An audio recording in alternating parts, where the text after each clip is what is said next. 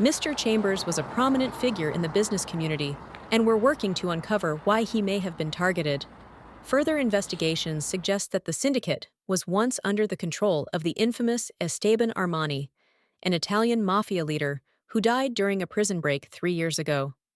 However, recent intelligence indicates the group's leadership may now rest with Martin, an immigrant from West Africa and fugitive who has previously evaded authorities. You've heard the reports, right?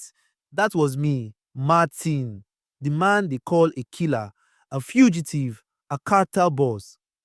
But let me set the record straight. I wasn't born a monster. I wasn't always this way. I came to this city like anyone else, a young immigrant from West Africa, full of hope and dreams. I worked hard, kept my head down, and believed this place could be my fresh start. But life had other plans.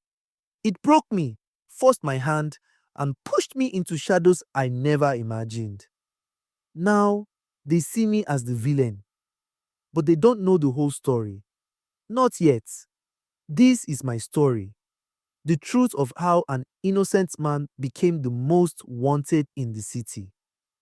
By the way, please don't mind my accent and focus on the story. I was born in a bustling West African city, the eldest of 5 children. My family's life took a challenging turn when my dad lost his job. Despite the hardships, my parents sacrificed greatly to create a better future for me. They sold their land to cover the cost of my journey to the United States. I'm grateful that my visa application was successful, and I believe my mom's prayers played a significant role in that. Upon arriving in the US, I was granted a 6 month visa, which meant I had a tight deadline to get my life in order. The initial 1.5 months were tough, with only menial jobs to show for my efforts. However, towards the end of the second month, my luck changed and I landed a stable job. This newfound stability allowed me to send some much needed financial support back to my family. Despite this progress, anxiety began to creep in as I realized my job didn't offer a clear path to securing a work permit. With my 6 months visa deadline looming, time seemed to be slipping away and my fears grew. I thought about doing a contract marriage to stay legally, but the cost was too high. They wanted all the money up front, and I didn't have that kind of money. So I ruled that option out. Then, as God would have it, 2 months before my visa expired, I met a girl named Julie. Meeting her felt like love at first sight. I thought about marrying her immediately, but I didn't want to seem desperate, even though I was. Julie was the most beautiful and captivating woman I had ever seen. When I talked to her, she was friendly, intelligent, and everything I wanted in a woman. The best part was that she liked me too. It felt like a perfect match. My mom's prayers had worked again. After 2 weeks, Julie and I started dating. By then, I had only 1 month and 1 week left on my visa. Julie knew about my situation, but she couldn't just rush into marriage with me. And I couldn't blame her. It was all happening so fast, but I was ready to do whatever it took to make things work with her.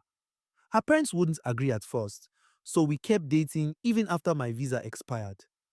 I became an illegal immigrant and lived like that for another 3 months. During that time, Julie and I grew so close that even our parents got to know me. They eventually accepted me for who I was, and the preparations for our wedding were underway.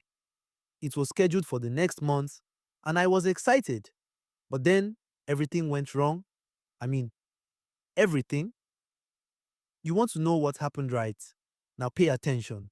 One day, I was taking a walk with Julie when a police vehicle pulled over. The officer started asking me questions. Mind you, I did nothing wrong. I was just taking a walk and wasn't breaking any laws. But one of the officers walked up to me and started asking things like, "Where are you heading? How long have you known her? Show your ID. Are you a registered immigrant? Are you legally in this country?" I knew something was off. It reached a point where I realized there was no way I was getting out of this. The officer asked me to turn around and face the patrol car. He wanted to put cuffs on me. I panicked, turned, and pushed him hard enough that he fell to the ground. Then I ran.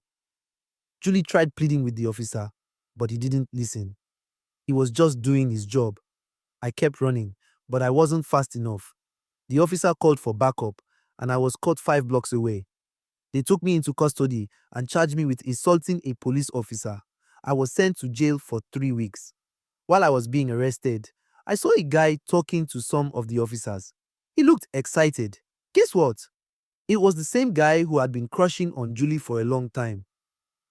Julie had talked about him before, but she never gave him any attention because she cared about me. I believe he had done some digging about me. You know how it is when someone is obsessed with a person, they get jealous and start wondering why someone else was chosen over them. They think, am I not good enough? Then they start stalking the person on social media and even run background checks. I think that's what he did. That's how he found out I was an undocumented immigrant with an expired visa. He became a whistleblower, and that's why I was arrested. My time in jail was hell. The thought of being deported filled my mind every second. Julie wasn't allowed to visit me. They told her I had been transferred to another state. The idea of going back home empty-handed haunted me. My family would be so disappointed. I cried every night. I even thought of ending it all. On the third day, I was allowed to join the general population. An inmate named Augustus came and sat next to me. He noticed I was new and started asking me questions about why I was in jail. Some of his friends joined him. I told them my story and how someone had ratted me out to the police. Sharing the story made me furious, and I said, if I get out, I'll make sure to deal with the guy who set me up. They all laughed. Then they got up and walked away, leaving me wondering why. That's when I noticed an older man in his 50s walking toward me. He had an intimidating presence, and it became clear that the others had fled because of him. As a newcomer, I didn't know who he was or why everyone was running. I stood my ground. I got up and stayed where I was. He came up to me and said, I see you're new here. That's why you didn't scamper like the others. I replied, where I'm from, we don't scare easily. We only fear God, not men. He seemed impressed and said to one of his men, I think I like him. Then he turned to me and said, I'm inviting you to dinner tonight. Don't forget to come. I agreed. After they left, an inmate named Giorgio approached me. He was an older man, probably in his late 50s or early 60s, serving a life sentence. He told me, if you know what's good for you, don't go to that dinner. Stay away from him. When I asked why, he just said, you'll see, and walked away. But I had nothing to lose. I was going to be deported soon anyway, so I decided to go and hear what the man had to say. When it was time for dinner, I sat directly across from him. As we ate, he said, I hear you have revenge in mind for when you get out. I nodded. Yes, he asked. Do you know why I know that? I shook my head and he said, there's nothing in this jail that I don't know. I know everything about you. You know, I'm not so different from you. I've got a score to settle with someone outside these walls.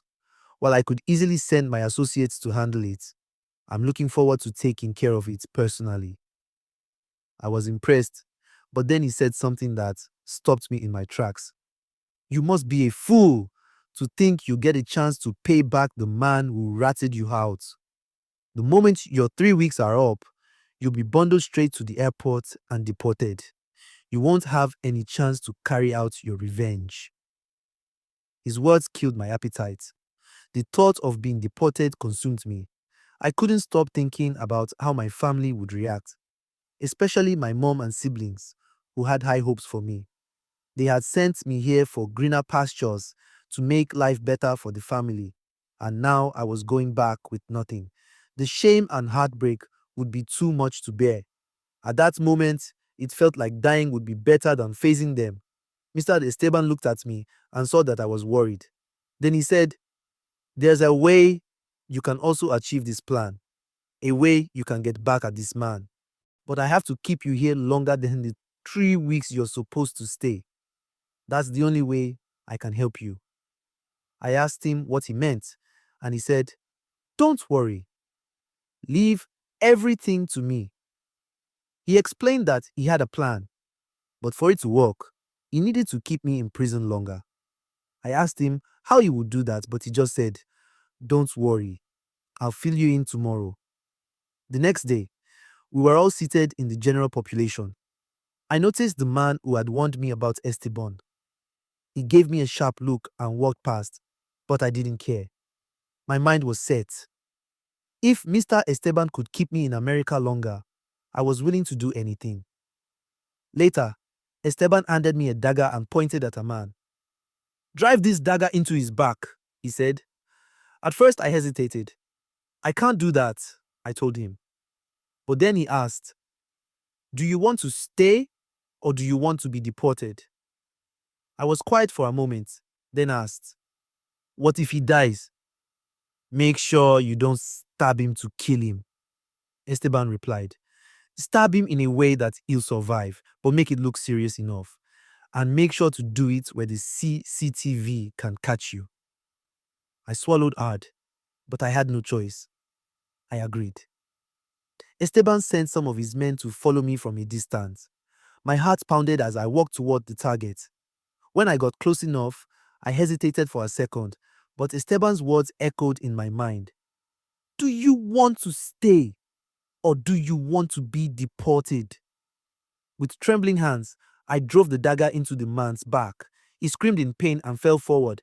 His friends started to rush toward me, but the man raised his hand to stop them.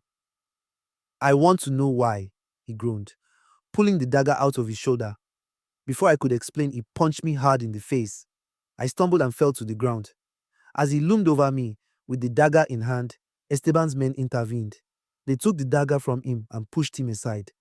Tensions flared, and a full-on brawl erupted between Esteban's men and the others. Chaos spread across the room as fists flew and shouts echoed.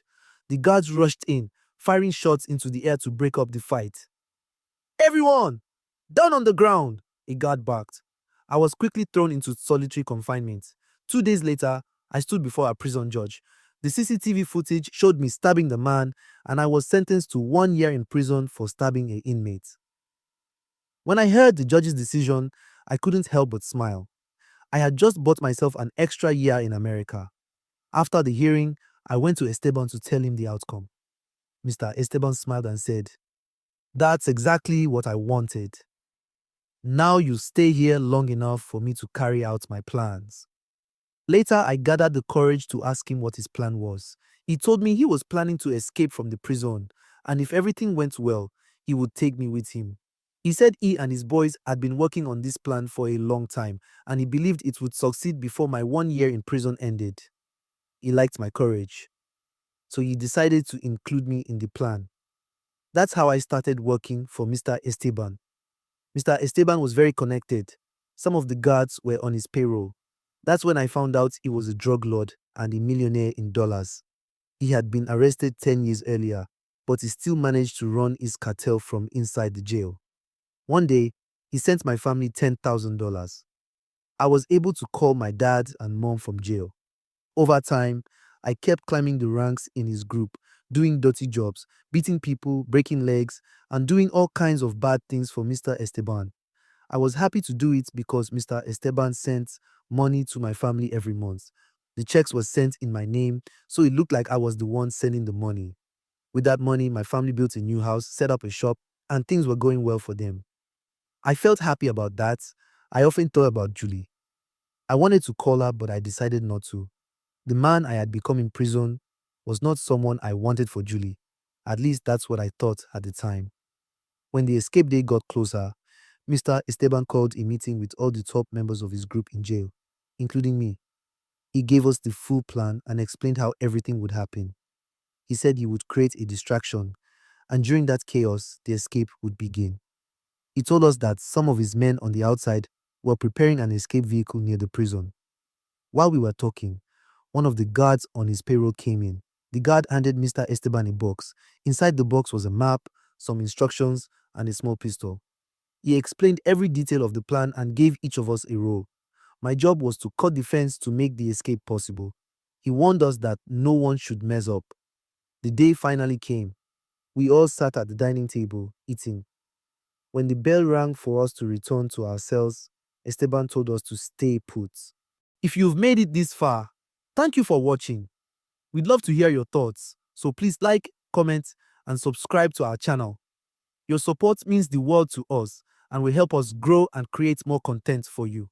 Alright, now that we've got that out of the way, let's dive back into the story. Some guards came and told us to leave, but Esteban refused and asked them, "What are you going to do about it?" I was tense, and I knew everyone else was too. Any mistake could ruin everything or even lead to something deadly.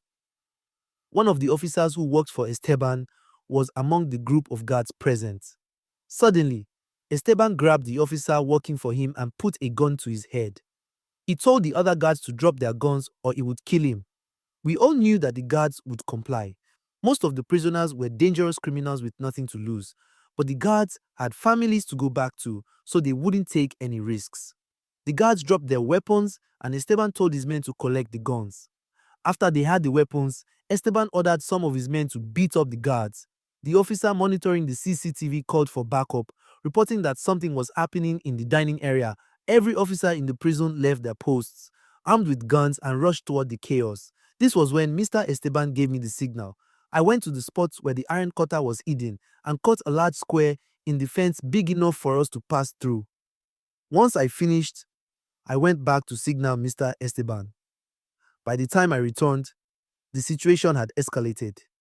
It had turned into a full-blown fight, with inmates exchanging gunfire with the officers.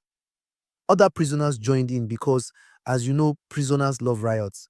The chaos grew massive, creating the distraction we needed. At the right moment, Mr. Esteban pulled out of the crisis with some of his men and moved toward me. He asked if the fence was ready. I told him it was. "Let's go," he said, urgency clear in his voice. As we made our way toward the exit, some of the officers started chasing us. When we reached the door leading to the fence, Mr. Esteban needed to buy us more time. He locked two of his men inside to deal with the pursuing officers. Now it was just Mr. Esteban, one of his best men, and me running toward the spot I had cut open in the fence. Esteban fired at the perimeter lights of the prison, plunging the area into darkness to make it harder for the guards to spot us. The officers broke through the door and chased after us. Unable to see clearly in the darkness, they blindly fired their guns in our direction, and Mr. Esteban's man was hit. He fell to the ground and didn't get up. I made it through the hole in the fence first, followed by Mr. Esteban. Just as he passed through, he was shot in the leg and fell. I couldn't leave him behind. The entire plan depended on him. I went back, grabbed him, and helped him up. We ran into the woods, but after some time, he asked me to stop. He said, "If we keep running like this, they'll catch us. The best thing is for you to continue without me." He took out a diary and said, "This diary contains everything I've planned to do. All my intentions, my business, everything is written in here." Then he made me swear to carry out his wishes. "Promise me you'll do it," he said. I nodded. "Boss, I'll do my best." He wasn't satisfied. "Swear it," he demanded. So I swore. I owed him that much after everything he had done for me. We could hear the barking of such doors getting closer. Mr. Esteban removed the ring from his finger and placed it on mine. "I'm giving you charge over my operations. Everything you need to know is in that diary. Don't fail me." "I wouldn't dare, boss," I replied. "Keep running," he said. "I'll distract them." He went in one direction, while I headed toward the spot where the getaway car was waiting. I heard him fire a shot into the air, drawing the officers toward him. As I ran, I heard more gunshots, followed by silence. That's when I realized he might have been shot. I reached the getaway car. The men inside asked, "Where's Mr. Esteban?" I told them. "He didn't make it, but he gave me instructions on what to do. We need to leave now." I got into the car and we drove off. The news spread quickly. Mr. Esteban was dead. For 3 years, I stayed completely underground. I didn't go outside or see sunlight. During that time, I studied Mr. Esteban's diary with a few of his most trusted men. Together, we began mapping out ways to carry out his final wishes.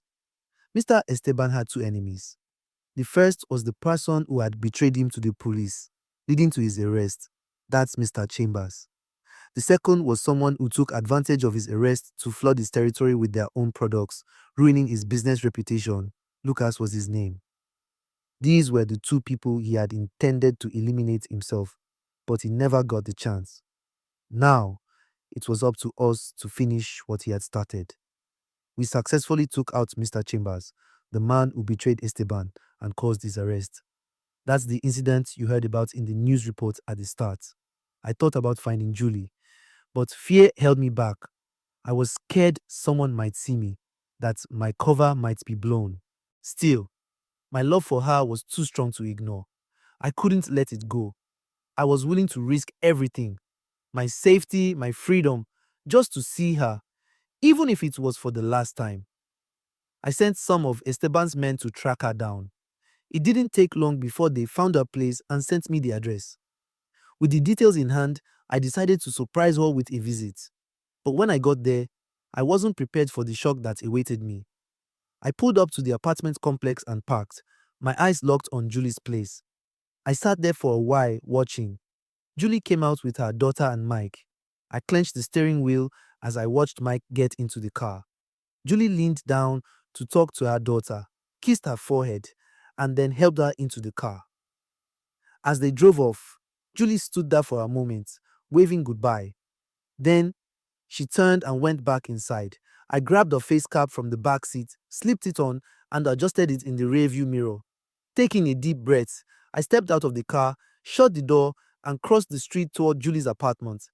When I knocked, Julie opened the door. Her face froze, eyes wide in shock.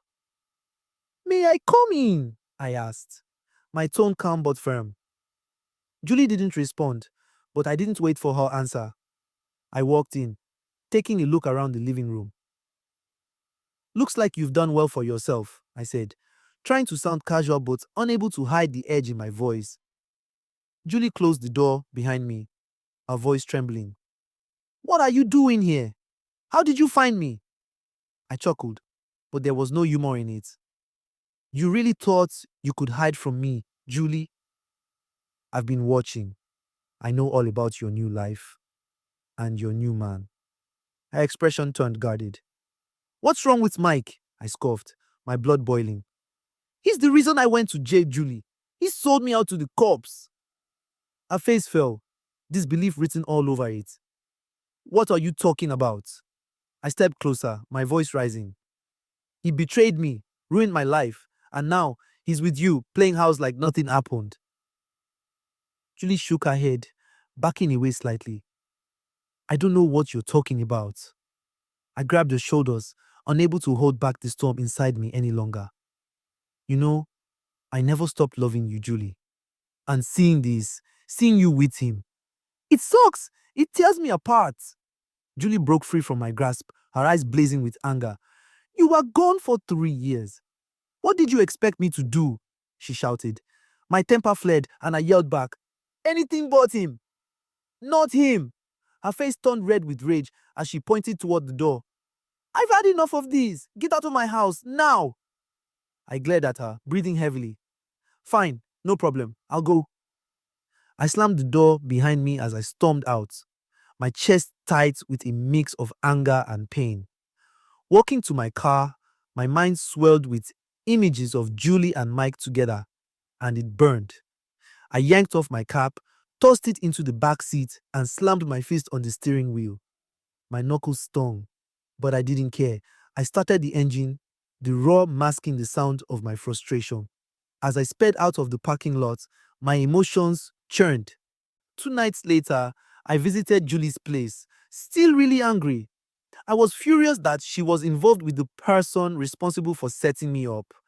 My intention was to eliminate Mike, whom I felt didn't deserve a place in this world. I arrived at Julie's place just in time to hear shouting coming from inside. I froze for a second, listening. It was Mike's voice, angry and sharp, and then Julie's voice, trembling but defiant. Something wasn't right. I didn't knock. I kicked the door open and ran inside, just in time to see Mike on top of Julie, his hands wrapped around her neck as she struggled to breathe. Her daughter was crying and hitting him, but Mike shoved her aside like she was nothing. The rage I felt in that moment, there are no words for it. I grabbed Mike by his shorts, threw him off Julie, and slammed him into the floor. I didn't stop there. Punch after punch, I pounded him. His smug face, that same face that had ruined my life, was now bloody beneath my fists. Julie screamed for me to stop. She was sobbing, begging me to let him go, but I couldn't hear her at first. All I could see was red. This man had the nerve to put his hands on her daughter. After everything, he still thought he could win. When Julie's voice finally broke through to me, I stood up breathing hard. My knuckles were raw, and Mike was groaning on the floor. "Are you okay? Did he hurt you?" I asked Julie, still looking at Mike, daring him to try something. "I'm fine," Julie said, though her voice was shaky. Mike, ever the coward, looked up at me with a twisted smile. "I knew it," he spat, coughing up blood. "It had to be you. I had to get you off the street to have her. But I made a mistake. I should have killed you instead." I stared at him, my fists clenched. "You can't keep a good man down," I told him. "She's mine," he shouted, his voice full of venom. "You're wrong," I said coldly. Mike laughed, a nasty, bitter sound. "You can run, but you can't hide.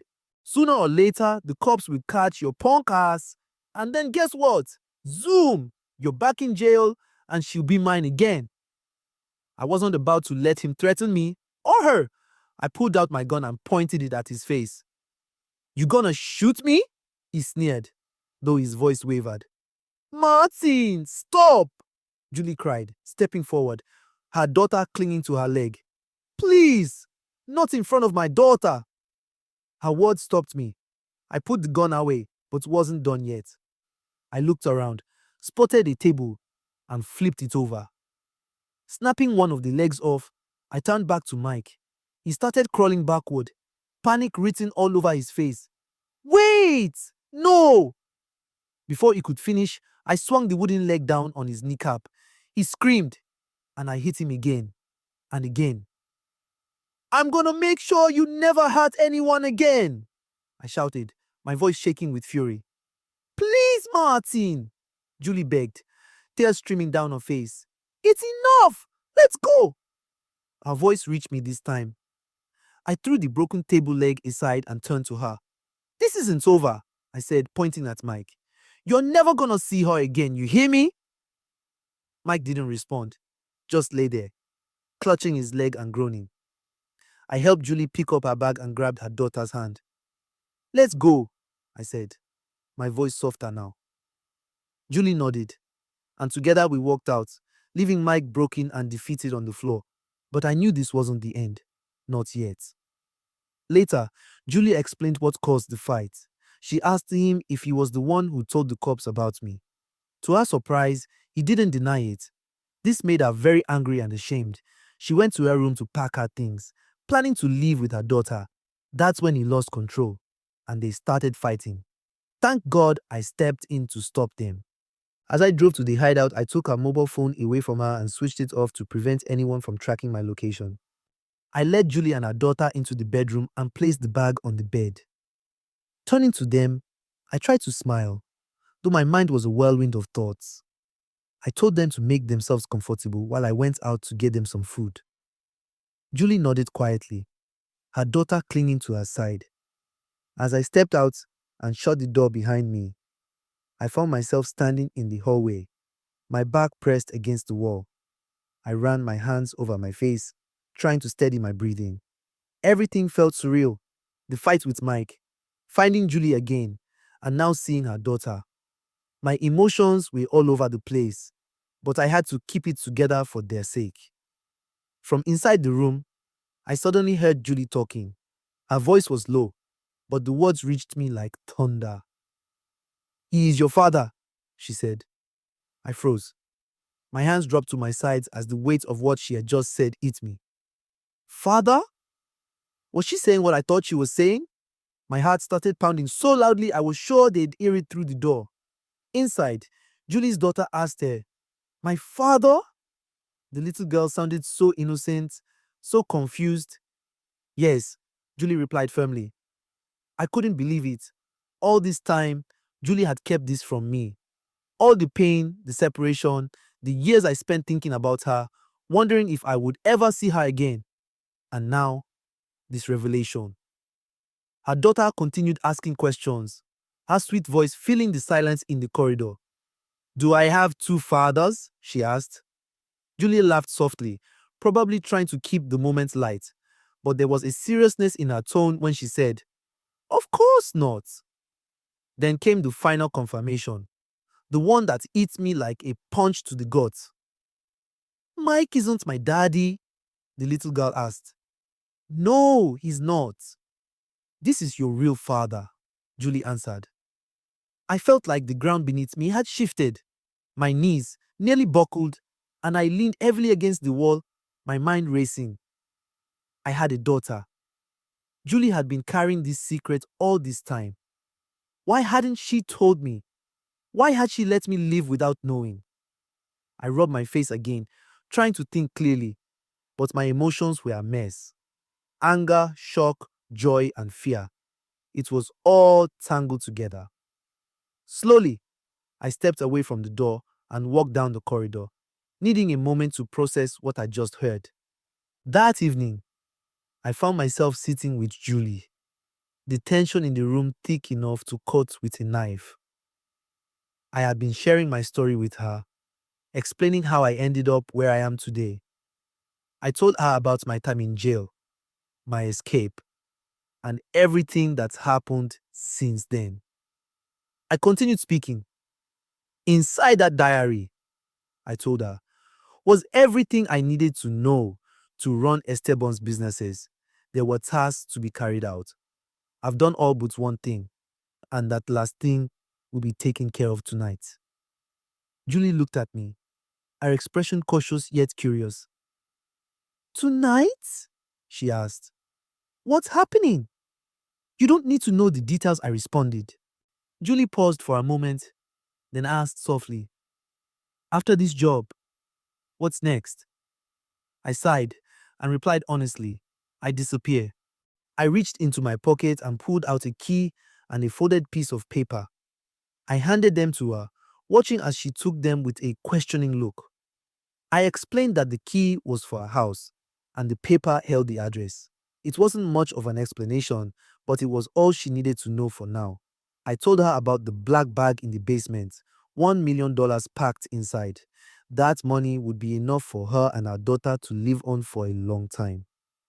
I instructed her to go straight to the garage after I left. There was a black SUV parked there with the key hidden under the mat. She needed to take our daughter and head to the address I had written down. Julie didn't say much, just nodded. She understood. Her eyes searched mine for a beat before I asked, "Is it true that she's my daughter?" She nodded slowly. "Yeah," she admitted. "She is." I stared at her, feeling a mix of emotions I couldn't describe. "Why didn't you tell me?" "I tried," she said, her voice tinged with regret. "But the circumstances you were in, they stopped me." "I understand," I said, though the words tasted bitter. "But at least I should." Julie cut me off before I could finish. "It's okay. Now you know. I just hope you're not mad at me for keeping it away from you." "Of course not," I replied, shaking my head. "I'm just ashamed. I wish things hadn't turned out this way. And I wish you hadn't told her I'm her dad." Julie frowned and leaned closer. "Hey, stop it!" "I'm serious," I said, my voice firm. "I can't be her dad right now. It's funny, but I can't." "Why?" she asked, her tone almost pleading. I took a deep breath, the weight of my reality pressing down on me. "I'm wanted by the FBI. My future is uncertain, and I'm living dangerously. When I walk out that door, I don't know if I'll come back. I don't want her growing up without a father. Julie looked at me, her eyes full of emotion. You can still change that, she said softly. Turn yourself in. She moved closer to me, her voice gentler now. Give our daughter a chance. I stood up abruptly, shaking my head. Nope, it's too late for that. I gotta go now. I turned and walked toward the door. Before leaving, I told her I would find them again. I had to. Without waiting for a response, I stood up and walked out of the room, leaving behind the life I could no longer hold on to. Julie's voice stopped me in my tracks. Martin, she called out. Her name is Cassie. The name hung in the air as I stepped out, closing the door behind me. My men were waiting for me at the driveway, Dawson among them. I stepped out through the main entrance, and they all turned to face me. Ready? I asked. Dawson nodded. We got into the vehicles, 3 in total, and drove off in a convoy. We arrived near Lucas's residence and parked out of sight. His security team was patrolling the perimeter, but they didn't stand a chance. My men stepped out of the vehicles armed and ready.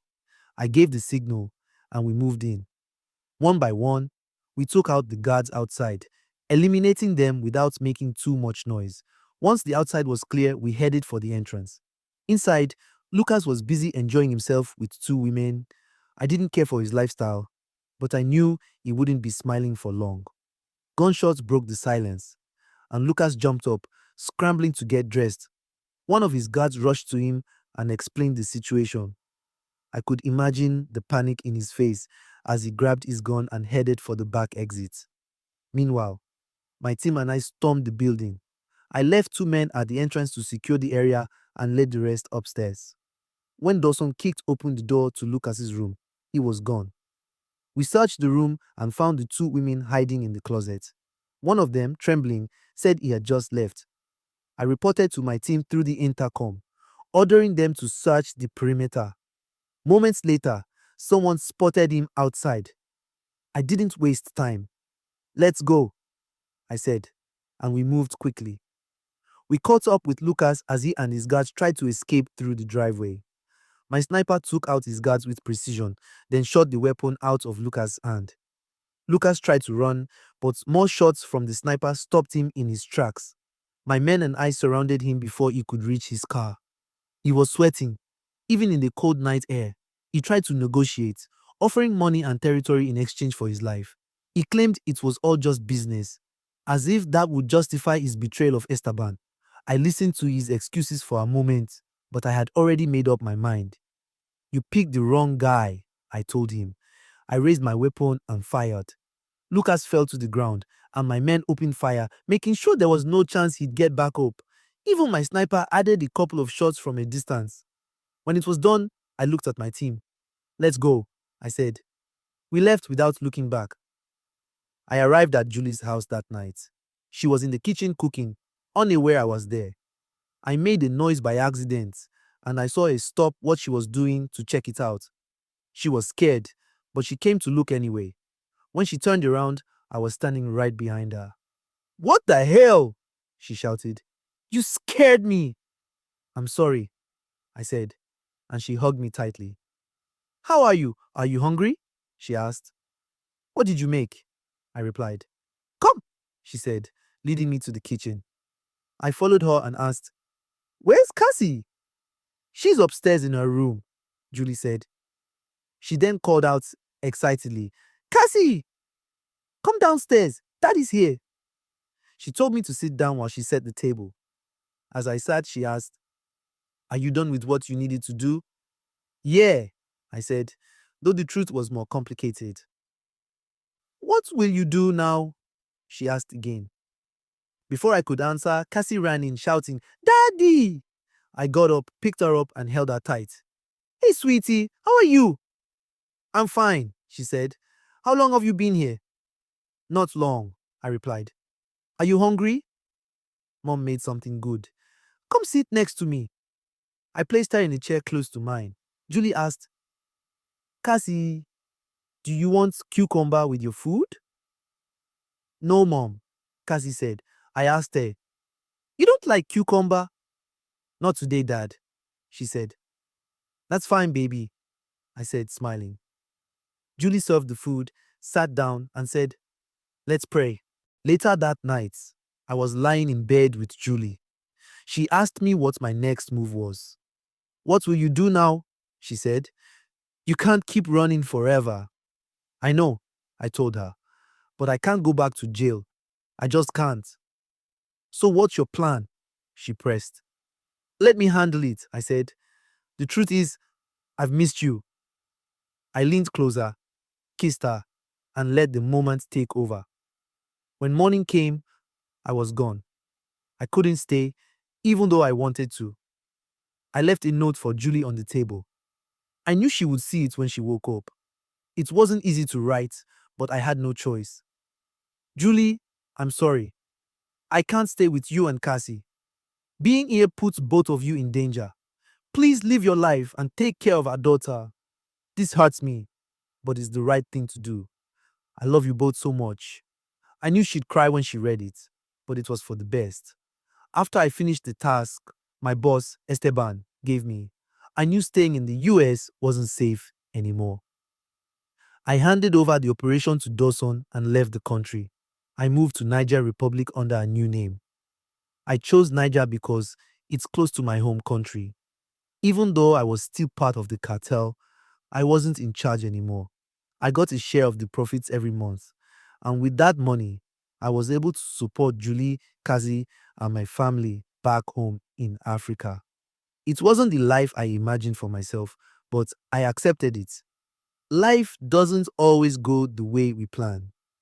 We may roll the dice, but it's God who decides how they fall. I always knew the FBI and the police were after me. They had been on my trail for a long time, but our operations were smooth and careful.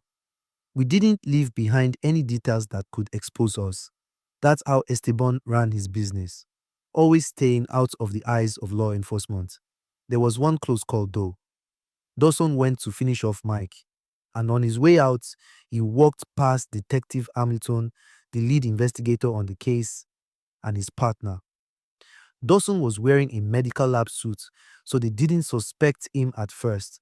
But when they reached the room and saw Mike's body, they knew something was wrong.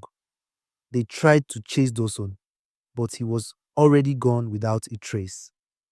Another time, we ran into trouble with the police after the mission at Lucas' residence. One of my men got hit during the operation. At first, we thought he didn't make it. But when Detective Hamilton and the police arrived, they found him alive.